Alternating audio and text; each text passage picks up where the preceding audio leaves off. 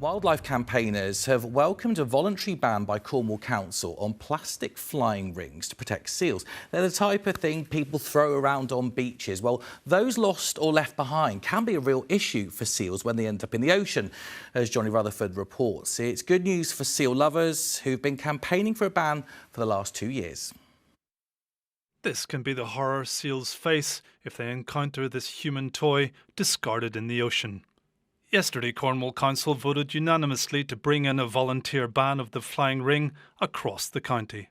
So this is a traditional frisbee. These aren't so much of the issue. These are. This is a flying ring because the seals can get their heads caught inside. Here at the Seal Sanctuary, we do see firsthand the issues that seals face here in Cornwall with them getting entangled around their necks. If they're young and when they're growing, they can become lodged, and as soon as it's there, there's no way of removing it unless you cut them away. It doesn't matter what material it is, it will cause the most horrific injuries. Quite a few difficult rescues have taken place, but not all seals are spotted. Some are just found washed up with the ring round their neck. So we think what's happening is as they are swimming around and they come across these objects in the water, they're maybe telescoping their head and their neck out, which means that it can slip over their head and get stuck, but then they're not actually able to physically remove it.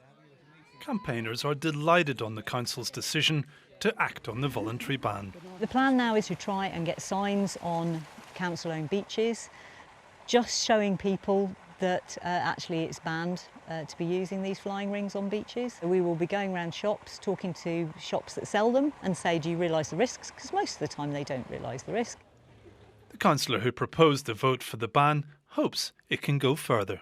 If we can put a stop to it in Cornwall, and it's already been adopted up in Swansea as well, the sea has no barriers, so the more locations across England that we can get this in play, the more we've got to go to the government with to really push them to get a UK-wide ban, because if a flying ring ends up in the sea in Cornwall, it can literally end up anywhere.